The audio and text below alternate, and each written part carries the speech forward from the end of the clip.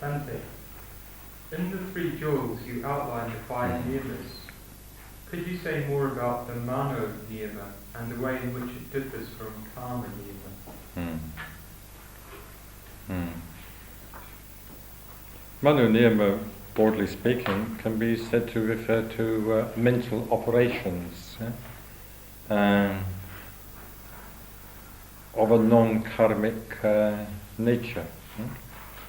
For instance, if you open your eyes and you simply see something, that is a mental operation, but in itself it has no karmic significance. So the Mano niyama covers all such mental operations which stop short of or don't amount to karma in the sense of volition.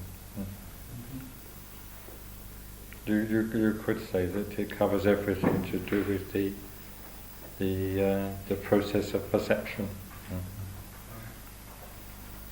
Well, there are automatic reactions, and there are reactions in the sense of actual volitions. Sometimes it's difficult to tell where the one ends and the other begins.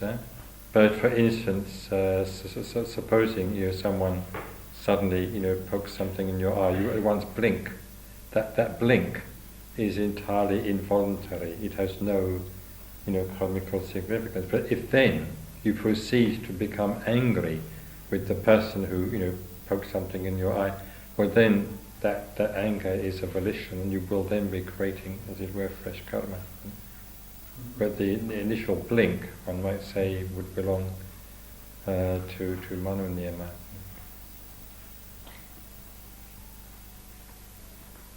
If it belongs anywhere, so to speak. Same with the knee jerk. If the doctor taps you, somewhere and your knee jerks, it's a purely automatic reflex action that has no significance. If you happen accidentally to kick someone, even injure them, as a result of that knee jerk, without intending to do so, that action will have had no ethical significance. But supposing the doctor taps your knee and there was a knee jerk, and he keeps on doing it, and you become angry with him, and perhaps then you actually kick him. But then that comes under the heading of karma niyama. That is volition, that is chaitanya. Well, in the Pali Abhidhamma at least, actions are classified as skillful, unskillful, and neutral. The neutral are those, presumably, of that kind of nature which we perform, whether habitually or not. But without them being particularly skillful, particularly unskillful, neither positive nor negative, as it were. Actions to which very little feeling, if any, attaches. They would be part of karma niyama.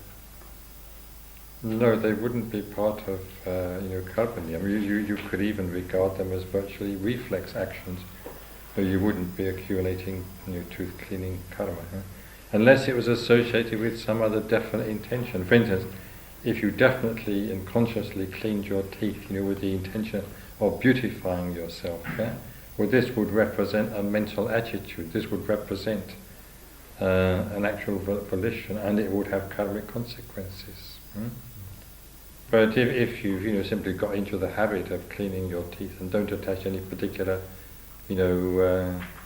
importance to it, it could no doubt be classified as a virtually neutral, that is to say, karmically insignificant action. I'm not sure whether the Abhidharma actually discusses instances of that sort, but this is what I imagine the position would be.